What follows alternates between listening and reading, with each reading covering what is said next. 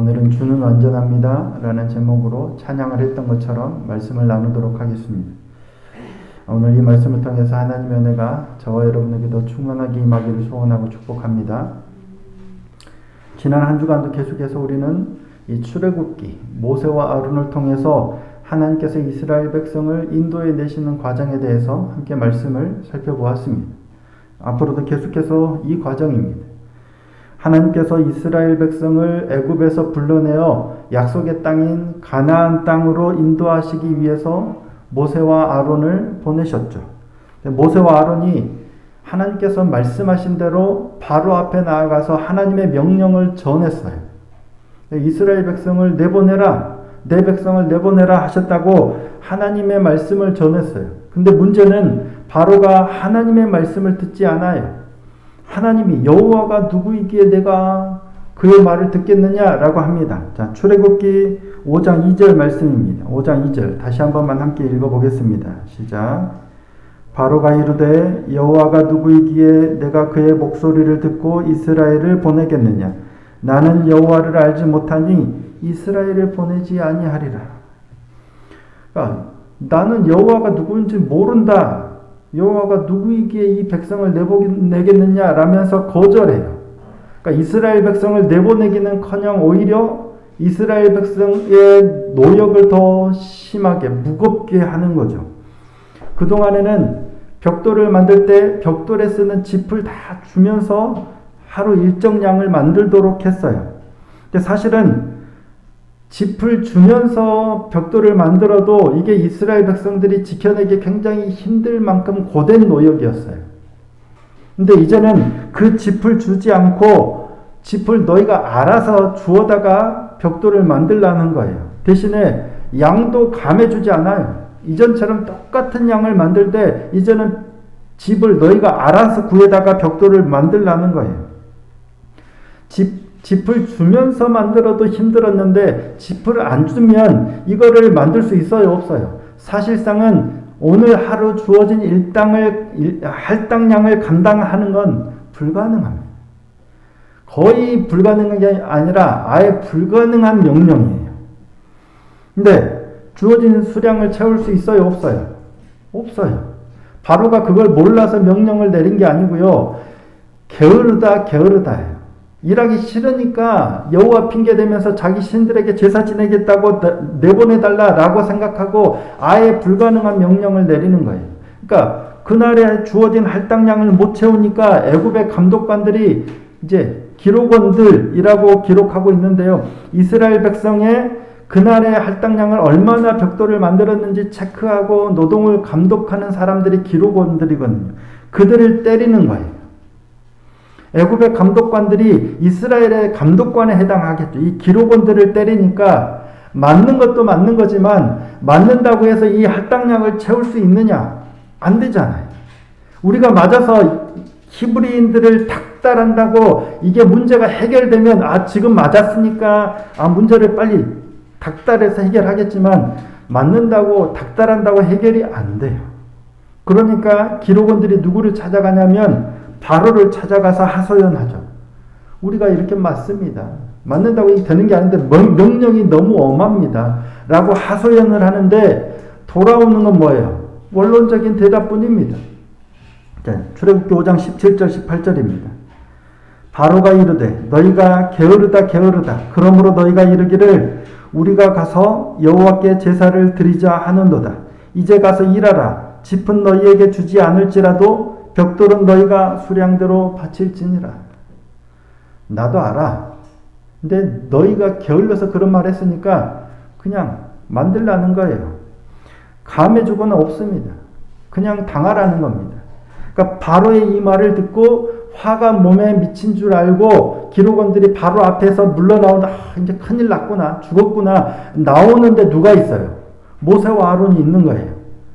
저 사람들 때문에 우리가 지금 이 고난을 당하게 되는 거 아니에요. 그러니까 모세와 아론을 보고 막 원망하는 거예요. 너희가 오기 전엔 힘들긴 했지만 이렇게 답이 없지는 않았는데 너희가 와서 하나님의 말씀이라고 우리가 그 말 듣고 우리가 지금 이렇게 죽게 됐다고, 고난을 당하게 됐다고 원망하는 거예요. 그래서 하나님께서 당신들을 벌하기를 원한다라는 저주까지 하면서 갑니다. 상황이 이렇게 되니까 모세와 아론도 어떻게 해요? 하나님 앞으로 하나님께로 돌아가죠. 하나님께서 보내셔서 하나님께서 시키신 대로 했는데 왜 일이 이렇습니까? 어떻게 합니까? 라고 하소연합니다. 자, 출애굽기 5장 22절 23절입니다. 모세가 여호와께 돌아와서 아뢰되 주여 어찌하여 이 백성이 학대를 당하게 하셨나이까? 어찌하여 나를 보내셨나이까? 내가 바로에게 들어가서 주의 이름으로 말한 후로부터 그가 이 백성을 더 학대하며 주께서도 주의 백성을 구원하지 아니하시나이다.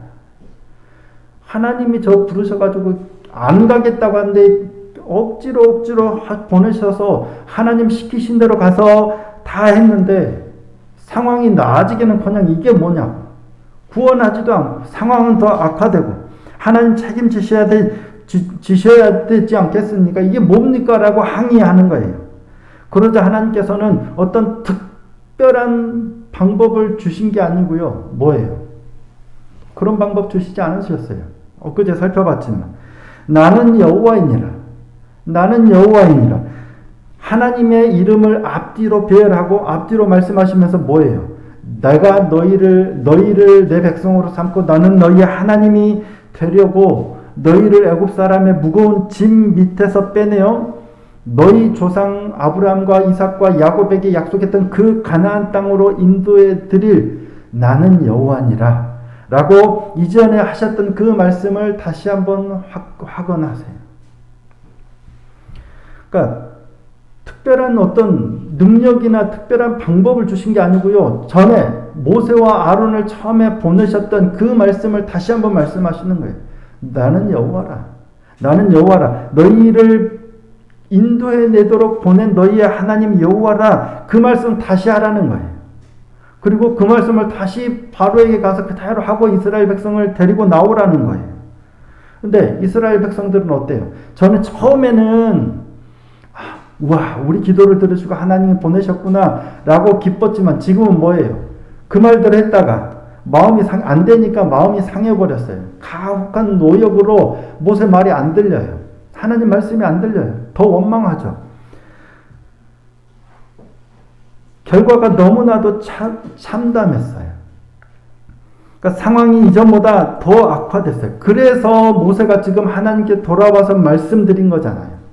하나님 말씀하신 대로 했는데 더 안 좋아졌습니다. 라고 하나님께 하소연하면 하나님이 그러냐? 그러면 이런 방법을 좀 써봐라 하고 어떤 특단의 조치를 취해 주셔야 하는데 그런 게 없어요.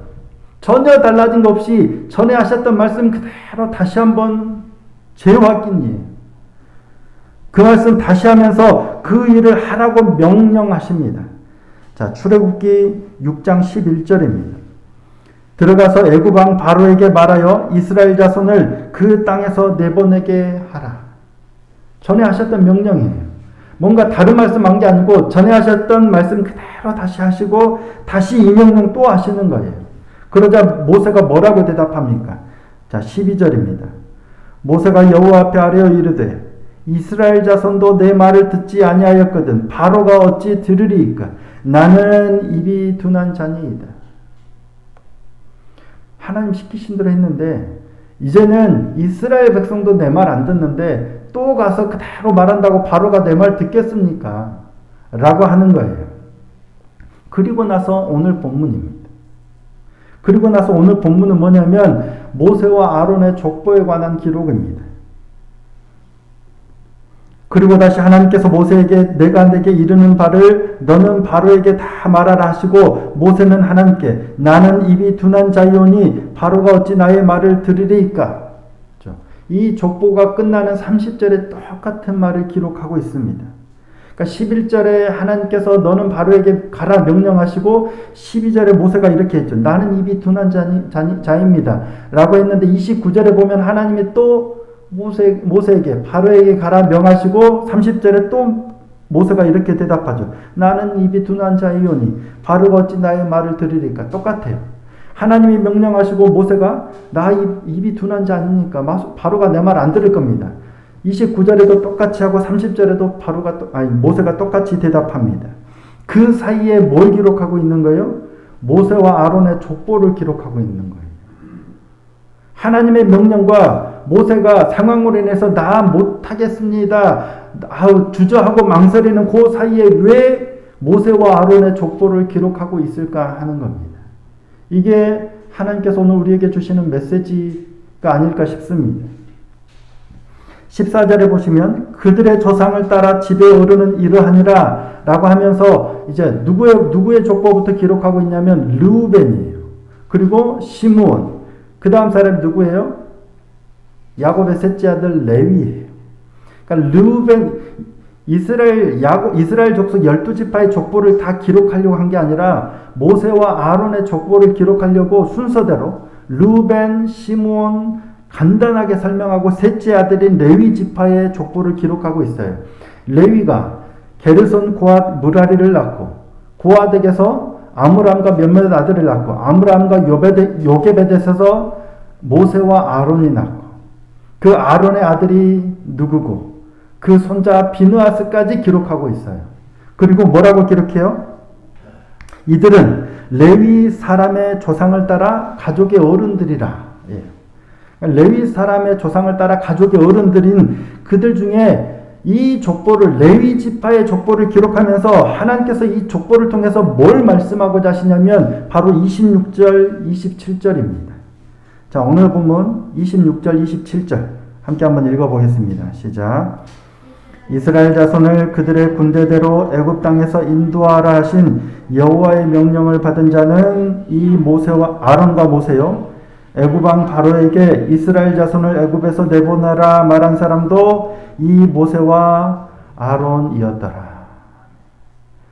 모세와 아론이에요. 누구 말씀하려고 한 거예요? 이 모세와 아론이에요. 하나님이 명령하신 사람도 모세와 아론이요. 하나님의 명령을 받고 바로에게 말한 사람도 이 모세와 아론이에요. 이 모세와 아론이 누구예요? 이스라엘 백성을 인도해내고 이스라엘 백성 가운데 가장 위대한 선지자요. 이스라엘의 첫 번째 제사장이었고 그 아론에게서 제사장 자손들, 제사장 가문이 이루어진 가장 위대한 이스라엘의 사람들이 바로 이 모세와 아론입니다. 이스라엘 백성들이 이 족보를 읽을 때, 이 이야기를 들을 때 누구예요? 우리의 가장 위대한 선지자인 모세와 우리의 제사장, 우리가 가장 존경하는 제사장 가문을 이룬 아론이에요. 그들을 떠올리는 거예요. 그들에게 뭐라고 명령하셨어요? 이스라엘 자손을 그들의 군대대로 애굽 땅에서 인도하라 하신 여호와의 명령을 받은 자는 이 아론과 모세예요. 그들의 군대대로 인도해낸 자예요. 이스라엘 백성들이 지금 군대예요, 아니에요? 아닙니다. 애굽 바로 밑에서 종살이하면서 주어진 일 때문에 허덕이면서 상황이 나아지지 않으니까 하나님 말씀도 안 들리는 진짜 보잘것없고 연약한 그들이에요. 근데 하나님께서는 그런 사람들을 불러내어서 하나님의 군대로 삼으라 하지 않고요. 그들의 군대대로 인도해내라고 하신 거예요. 아직 애굽에서 나오지도 않은 그들을 인도해낼 때 그들의 군대대로 인도해내라 라고 명령한 사람이 모세와 아론이다 라고 기록하고 있는 거예요. 모세와 아론 들으면 얼마나 위대한지 얼마나 대단한 사람인지 우리는 잘 알죠. 이스라엘 백성들도 잘 알아요. 모세와 아론이 우리를 인도해낸 가장 위대한 선지자요 가장 위대한 제사장이다 라는 것을 알아요. 근데 그들의 현 주소는 어때요? 그들의 이 말씀을 기록하고 있을 당시의 현 주소 모세와 아론이 어때요? 위대한 선지자요 위대한 제사장이에요? 아니면 하나님이 여전히 명령하시는데 나는 입이 둔한 자입니다. 바로에게 가서 말한다고 바로가 내 말을 듣겠습니까? 하고 있는 상황이란 말이에요. 마음의 상함과 가혹한 노역으로 말미암아서 하나님의 말씀도 들리지 않고 하나님의 언약도 신뢰하지 못하는 그 수준일 때 이 말씀을 하신 거예요.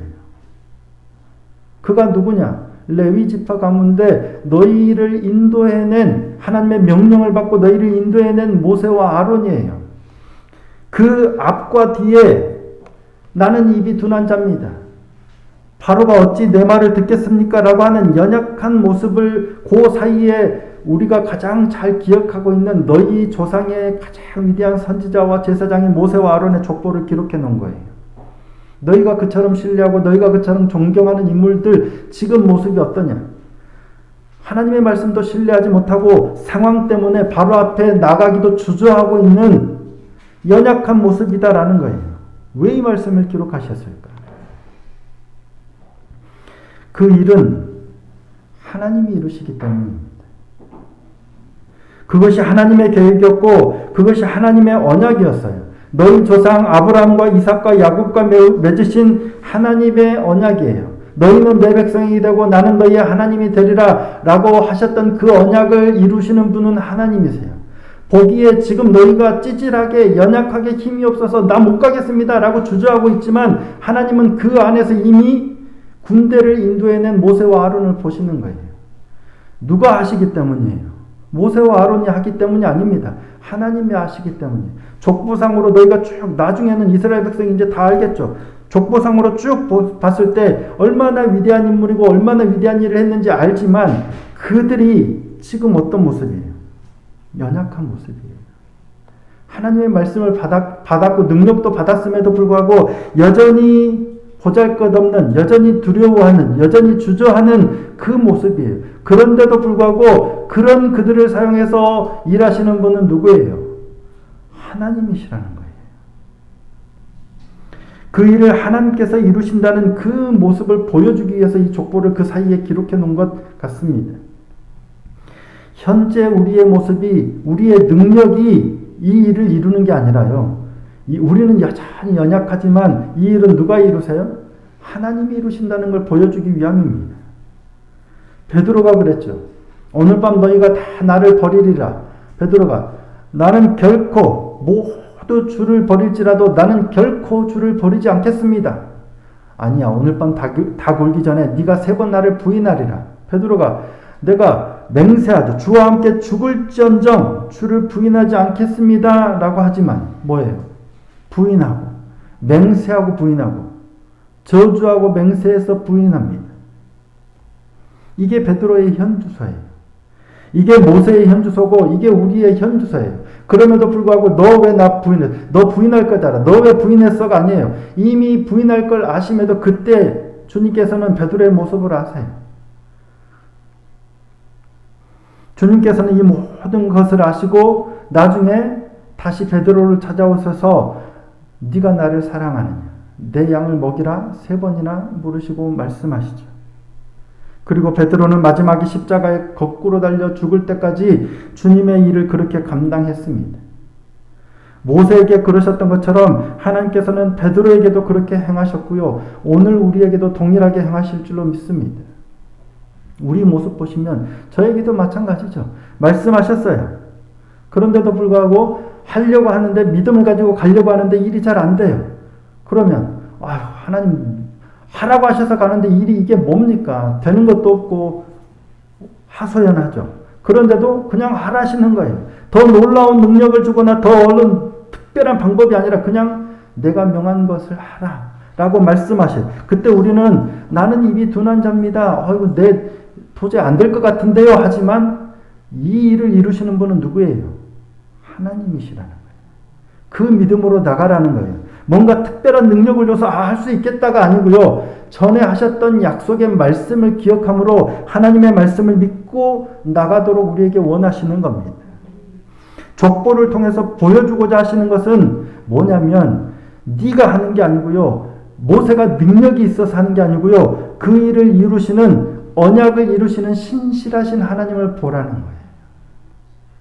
지금은 비록 바로 앞에 나가기를 두려워서 말도 못한다고 주저하고 있는 그런 모습이지만 하나님이 그를 붙드셔서 놀랍게 일하실 그 신실하신 하나님을 보라는 거예요. 오늘 우리도 마찬가지입니다. 지금의 내 모습이 찌질하고 연약하고 부족하고 애를 썼는데도 안 되고 소망이 없는 것처럼 느껴진다 할지라도 낙심하지 말라는 겁니다. 왜? 우리가 하는 게 아니고요. 하나님이 약속하셨던 것처럼 하나님이 이루실 거기 때문입니다. 그 하나님께서 오늘 또 우리에게 그 상황 가운데 나가라. 라고 말씀하시고 계시는 것 같습니다. 지난 1년의 시간을 돌아보면 그렇게 최선을 다해서 명하시는 길을 걸어왔지만 달라지는 게 없는 것 같아요. 남들은 뭐 어쩐다 저쩐다 하지만 전혀 변하지 않는 것 같은데도 하나님이 명하시는 길을 하나님 좀 보여주세요. 증거를 보여주세요. 능력 주세요가 아니고요. 그냥 똑같아요. 그냥 너 할 일 해. 내가 너에게 하라고 한 그 일 해. 여전히 그렇게 말씀하고 계시는 것 같아요. 좀 보여주시면서 가라고 하시면 얼마나 좋겠습니까? 근데 그냥 그 말씀만 하세요. 그리고 그 말씀을 의지하고 믿고 나가면 누가 하세요? 하나님이 하시는 거예요. 이게 우리의 믿음인 줄 믿습니다.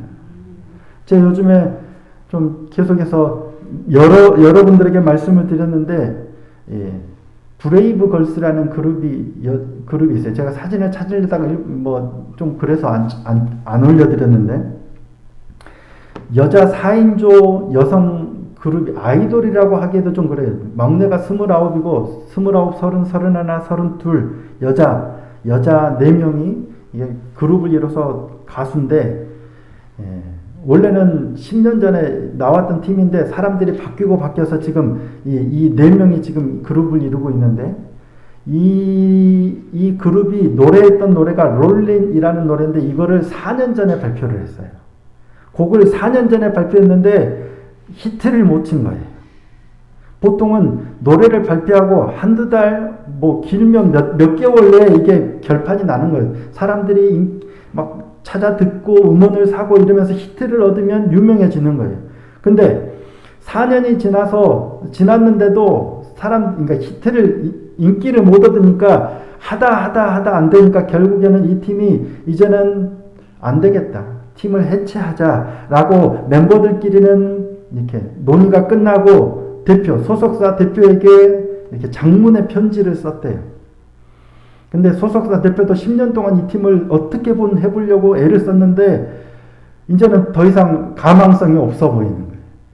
그래서 다음 주 수요일 날 바로 대답 안 하고 다음 주 수요일 날 만나서 좀 얘기해보자. 다 같이 만나서 얘기를 해보자 라고 했는데 수요일 날 내일이 수요일이면 수요일 날 이제 만나서 마지막 우리 팀 해체하자 이거 하려고 하는데 그 전날 화요일 날 누군가가 영상을 올려가지고 이게 막 갑자기 붐을 일으키는 거예요. 그러면서 막 인기가 엄청 갑자기 막 늘어나는 거예요. 그래서 한 달도 안 됐는데 엄청나게 전국적으로 가장 인기 있는 그룹이 된 거예요. 이제 팀을 해체하고 4년 동안 아무 소식이 인기가 없어서 팀을 해체하려고 했는데 바로 그 전날부터 인기를 얻어서 지금은 전국에서 가장 인기 있는 그룹이 되어버렸어요. 그러니까 해체 직전의 기사회생으로 인기를 얻어서 가장 뜨거운 인기를 얻은 그룹이 된 거예요. 그러니까 이 팀이 인기도 얻었지만 희망의 또 다른 아이콘으로 자리 잡게 된 거예요. 끝날 때까지 끝난 게 아니라는 거예요. 상황은 다 포기하고 낙심해 버리고 진짜 짐 싸서 나간 멤버도 있답니다. 근데 어느 순간 때가 되면 최선을 다해서 그 자리를 지키고 있었더니 일이 되더라는 거예요. 물론 이 소속사 대표가 크리스찬이긴 하지만 그와는 상관없이 우리에게도 믿음을 가진 우리에게는 더 하지 않습니까? 상황은 여전히 바로는 전혀 변할 것 같지 않아요. 하지만 우리에게는 하나님의 약속의 말씀이 있어요.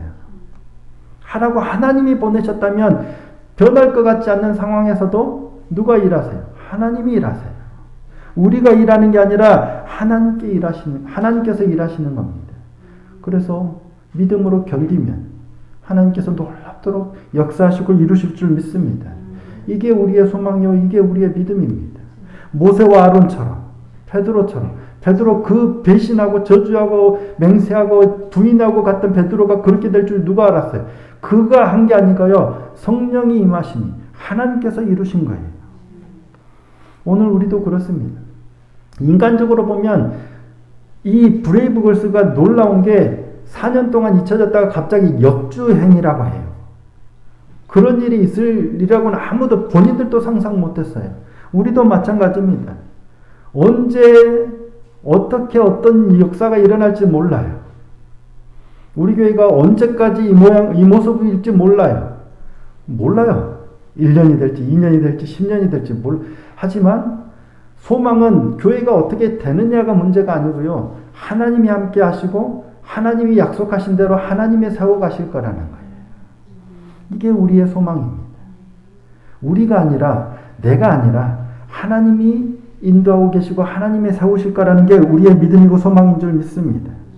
지금은 비록 희망이 보이지 않고 우리의 걸음은 정말 낙심 가운데 떨어질 수밖에 없는 상황일지 모르지만 그럼에도 불구하고 하나님이 우리를 붙들고 계시고 하나님이 계획하고 계시고 하나님이 우리를 백성 삼고 하나님의 나라를 이루어 가시는 줄 믿습니다.